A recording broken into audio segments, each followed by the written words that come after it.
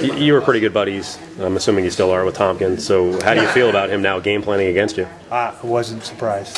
Mark came and trained with us at Extreme Couture with Sean, specifically for Stephan Bonner. And so when Sean left and went to tap out, I knew that more than likely he was going to turn up over there with Sean. And it doesn't bother me. There are no secrets. I've said that 100 times. There are no secrets. If you think you're protecting something, you're crazy. It's not happening. So, I think a lot of this fight comes down to wrestling and establishing that position, and that's not Sean's area of expertise anyway. Sean's a striking guy and a good coach. He's a good motivator and a good coach, and that's something that Mark needs. He told me about 2 weeks ago that he thought you had some holes in your striking game, but you kind of just admitted about 5 minutes ago that maybe you did. You don't get knocked on your ass in a fight, in a 3-round fight in 2 of the rounds and think you're going to pull out the victory. It's not like I'm getting knocked out, but I've definitely gotten hit. And I've refined and know, having a pretty good idea the tendencies that I developed that are causing some of those openings, and worked hard the last couple camps to close those. Can you tell us about your wrestling coach?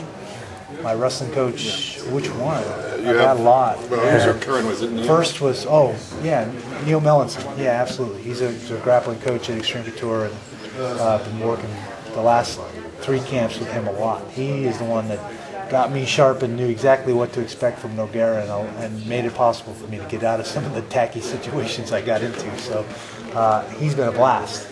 And an old style of wrestling is called catch wrestling, which was is a precursor to pro wrestling and collegiate wrestling. All kind of came out of the catch wrestling.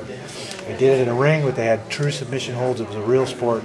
There was some showmanship and all that involved too, but they really got after it. And that's kind of been his background with Gene LaBelle and some of his coaches coming through, Go-Kart, the highest hand, a lot of leg lock stuff and a lot of catch wrestling stuff. And obviously, anytime you mention wrestling, that's something that just clicks with me. So he knew a bunch of submissions, but he couldn't figure out how guys were getting in those situations, and I knew how to get people in those situations from my wrestling background. So the two of us really meshed, and we've just had a blast kind of ferreting out a lot of these new situations and new techniques that hopefully we'll be able to implement in this fight. You always say you like sort of the scheming, the game plan. Going up against a wrestler like Coleman, do you enjoy that puzzle? Yeah, I think that's always something that makes it interesting. Made it interesting against Lesnar. It was interesting against Van Arsdale. Clear back to Randleman, coming back in 2000 and fighting Randleman that was an interesting fight. I was like, this guy can take me down. He's very explosive. He's got a great takedown.